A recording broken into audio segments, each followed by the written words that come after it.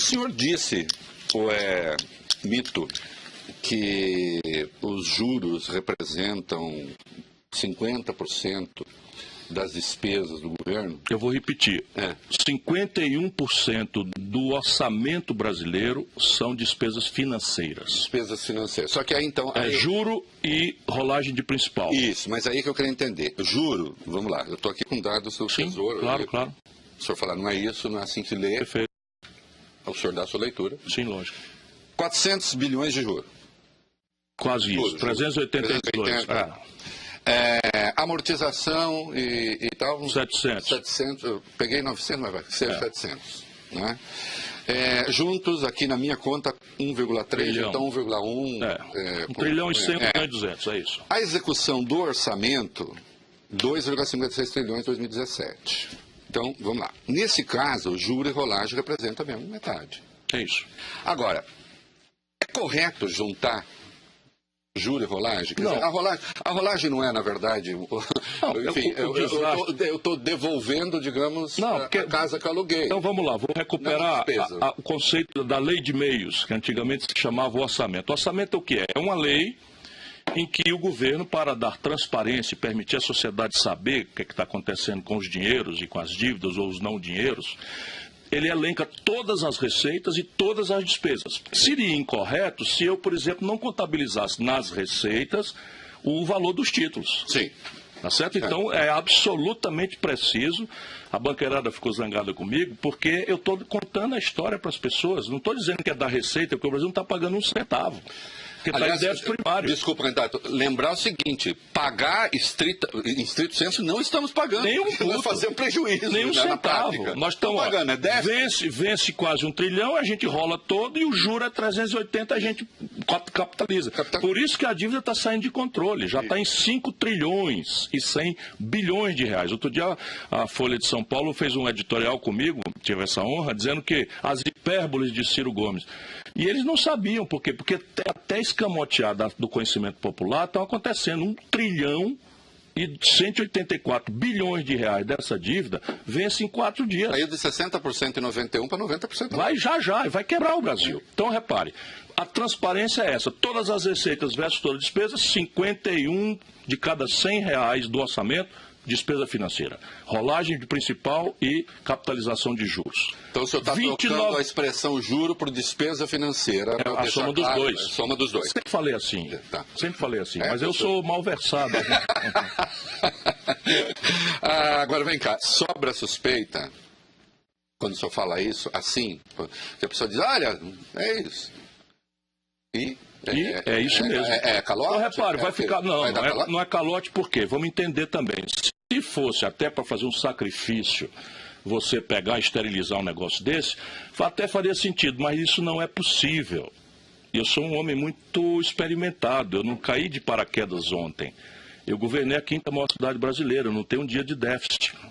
Eu governei o 8º estado brasileiro, não só não tenho nenhum dia de déficit, como fui ao mercado e comprei 100% da dívida do Ceará, que ia vencer dali 15, 20 anos no futuro. E nem começou a instalar o comunismo a partir do... Nada, não. E fui ministro da Fazenda do Brasil, ajudei a fazer o real. Quem olhar no Google vai ver que o maior superávit primário da história da economia brasileira foi praticado por mim, no ano eleitoral, no último trimestre, que é a hora da farra. Aliás, minha memória 5,1% do PIB. Não teve uma pendenga, o senhor quando era ministro, que a indústria automobilística brasileira começou a fazer isso, era a importação de carro? Sim, exatamente. Em vez de fechar a economia... É claro. As pessoas querem fazer de mim um negócio que eu não sou.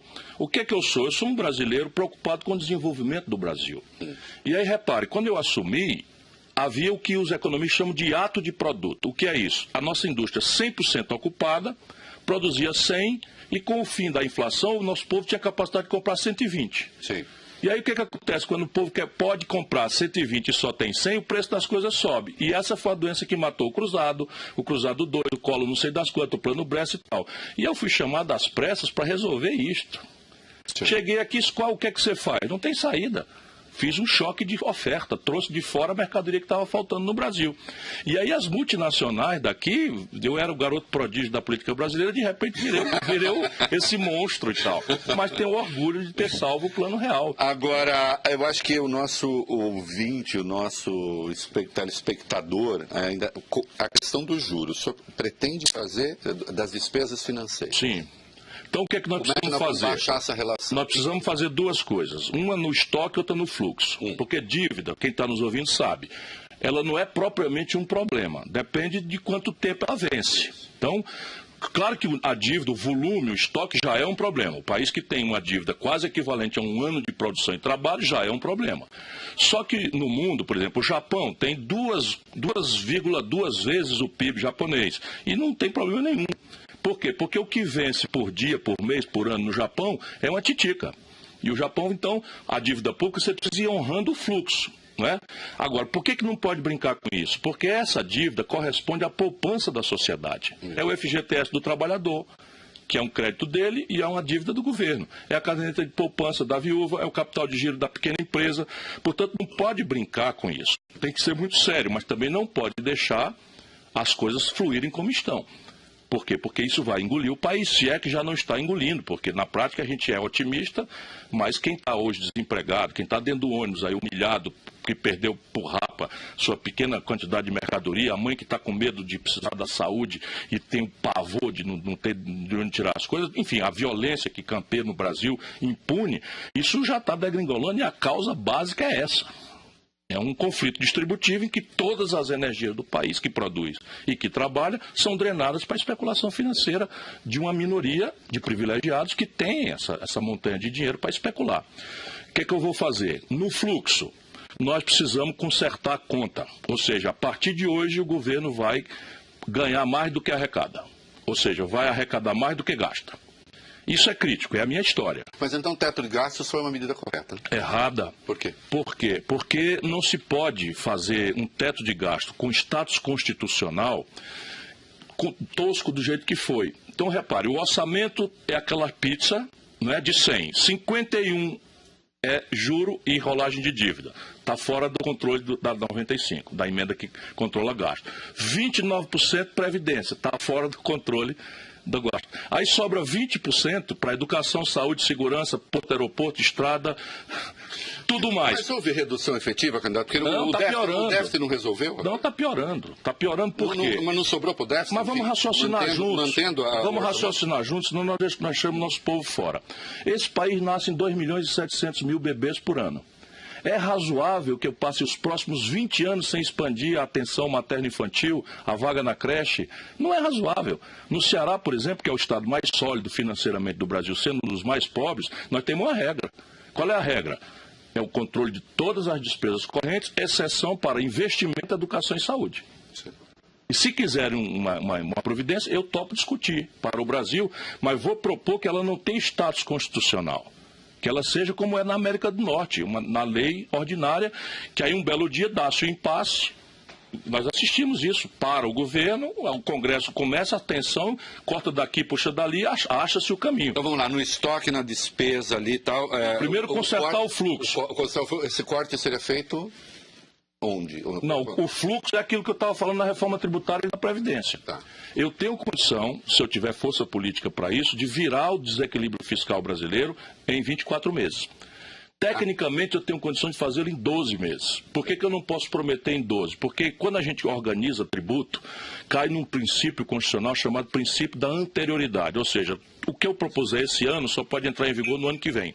Se o Congresso, já até conversei com o presidente da Câmara, me desse a condição de eu, eleito presidente, começar a trabalhar, e o meu assessor conversou com o Ilan, presidente do Banco Central, e com o ministro da Fazenda, e eles foram sensíveis a essa minha ideia da gente não perder esse tempo. Sim. Então tem várias coisas para fazer, não é?